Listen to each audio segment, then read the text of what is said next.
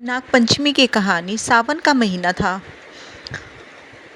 सातों दौरानी जेठानी कुएं पे पानी भरने जाती हैं और अपने अपने भाइयों के बारे में बताती हैं कि उनके भाई उनको सावन के महीने में घर लेने पीहर ले जाने के लिए आ रहे हैं। सब कह के चली जाती हैं। सातवीं दौरानी छोटी गुमसुम सबकी बातें सुन रही होती है और जब उससे सब पूछते हैं कि तेरा तो कोई भाई नहीं है, तू कहाँ जाएगी, तो वो चुप चुप रहती है और खामोश रहकर सब उनकी बातें सुनती है और कुछ ना बोलकर सिर्फ रोती रहती है। ये सब बातें छुपकर नाग देवता सुन रहे थे।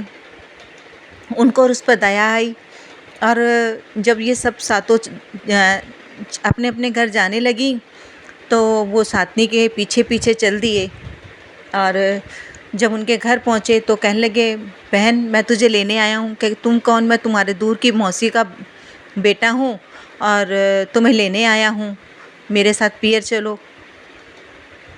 तो वो उसके साथ बिना कुछ कहे सास की आज्ञा पाकर चल देती है।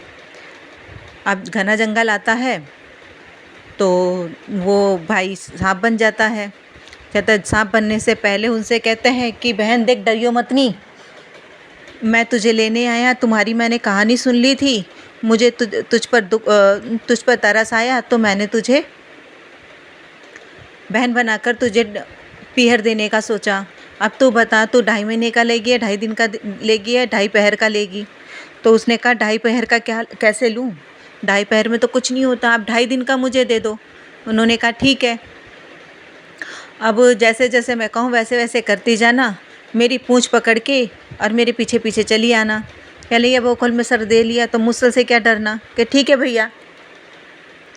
मैं सांप की पूँछ पकड़ कर उनके मुखली में घुस जाती हैं।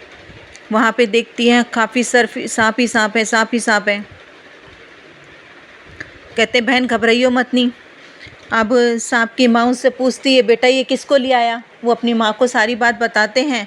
कहते बेटा तूने बहुत अच्छा किया, लेकिन ने इसको रखेगा कैसे? कि माँ इसको जैसे लेकर आऊँ वैसे ही विदा करना है, तो आप इसका ध्यान रखना। कि ठीक है।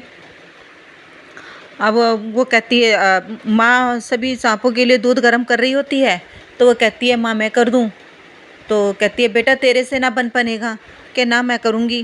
कि ठीक है बेटा, ज़्यादा गर्म मत करियो, और जैसे गर्म हो जाए तो 1 घंटा बजा दियो, सभी आ जाएंगे। कि अच्छा अच्छा माँ जी। तो जैसे ही माँ वो, अब इतनी तो उसको पता नहीं थी कि कितना तेज़ गर्म करना, वो थोड़ा सा तेज़ गर्म हो जाता है और वो घंटा बजा देती है।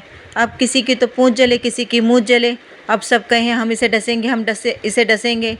तो कहने लगे ना बेटा, जिस तरह उसको लेकर आए उसी तरह विदा करना। कि ठीक है माँ। अब जैसे तैसे करके वो 2.5 दिन निकाल लेती है। आते हैं उनके राजा जी तो देखते हैं वहाँ पे जहाँ जंगल है वहाँ पे महल खड़ा हो गया है। अब उसकी खूब आवभगत होती है और जब जाने लगते हैं तो उसको खूब धन और सम्मान देकर विदा करते हैं।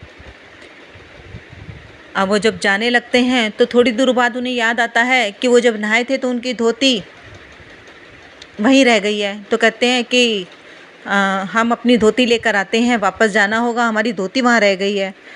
तो वो अपने पति से कहती है कि आपको मेरे भाइयों ने इतना सारा तो दिया है, अब एक धोती रह गई तो क्या हो गया? कहते नहीं, हमारी तो धोती रह गई, हम तो धोती लेकर आएंगे। अब वो जाने से मना करती है क्योंकि उसे पता है कि पीछे जाएंगे तो कुछ नहीं मिलेगा, जंगल ही मिलेगा। वो तो 2.5 दिन का पीहर उनको सर्प देवता ने दिया था।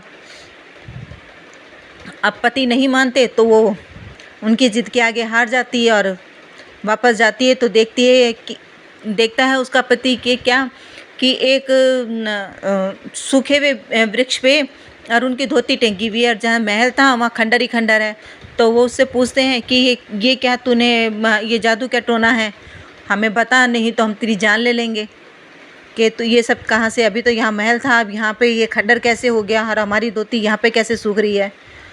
तो फिर वो सारी बात बता देती है जो जो उसके साथ हुआ। तो उसके पति भी बहुत खुश होते हैं कि नाग देवता ने उनकी लाज रखी और उनका इतना आदर सम्मान किया। जैसे नाग देवता ने उस बहू की लाज रखी वैसे उस बेटी की लाज रखी, बहू की लाज रखी वैसे कहानी सुनने और कहने वाले की बेलाज रखे।